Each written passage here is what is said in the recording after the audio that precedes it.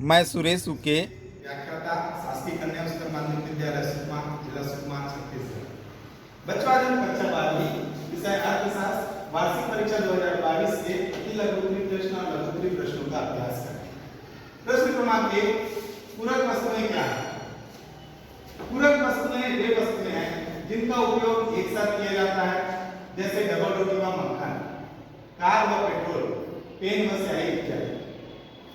इनमें से अगर किसी भी एक वस्तु की भी कीमत में अगर वृद्धि हो जाती है तो इसके फलस्वरूप दूसरी वस्तु की मांग घट जाती है।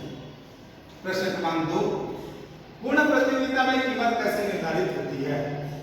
उत्तर, पूर्ण प्रतियोगिता में कीमत वस्तु की मांग एवं पूर्ति की सापेक्षिक शक्तियों के द्वारा निर्धारित होती है।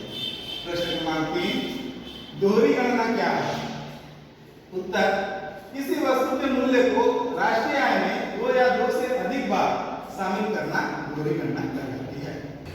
प्रश्न क्रमांक 4, हस्तांतरण भुगतान क्या होता है? उत्तर, ऐसी आय जो बिना किसी वस्तु या सेवा के प्राप्त होती है उसे हस्तांतरण आय या भुगतान कहते हैं, जैसे वृद्धावस्था पेंशन और छात्रवृत्ति आदि। प्रश्न क्रमांक 5, भारतीय रिजर्व बैंक का राष्ट्रीयकरण कब हुआ? उत्तर, भारतीय रिजर्व बैंक का राष्ट्रीयकरण 1 जनवरी 1949 को हुआ।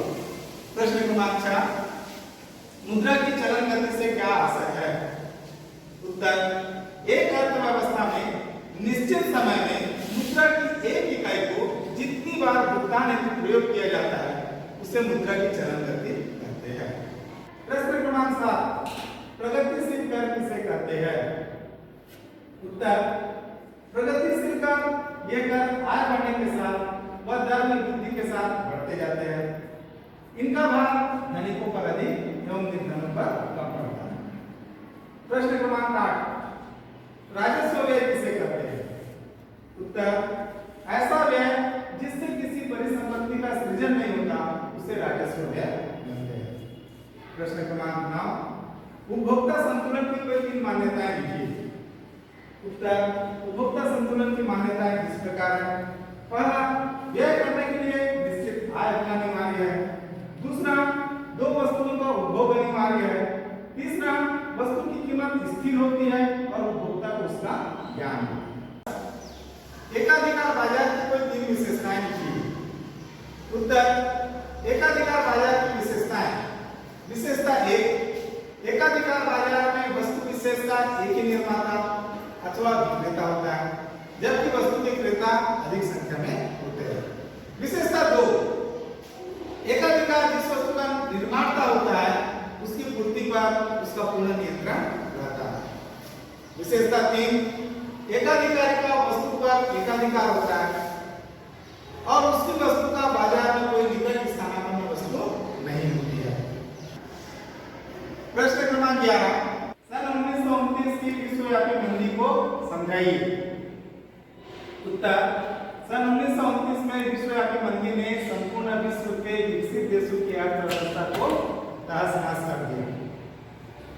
इस मंदी में उत्पादन तो था पर खरीदने वाले नहीं थे।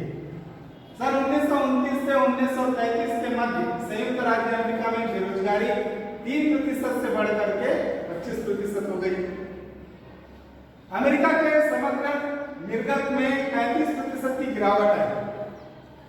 इसी दौरान सन 1936 में जॉन मेनार्ड ने कुछ पुस्तकें प्रकाशित की। रोजगार, बाजार एवं मुद्रा का सामान्य सिद्धांत, इसी से समष्टि अर्थशास्त्र की नींव रखी। प्रश्न क्रमांक 12, सरकार किन उद्देश्यों के लिए ऋण लेती है? उत्तर, सरकार के ऋण लेने के उद्देश्य इस प्रकार है। पहला, सामूहिक उपयोग में आने वाली वस्तुओं के निर्माण हेतु।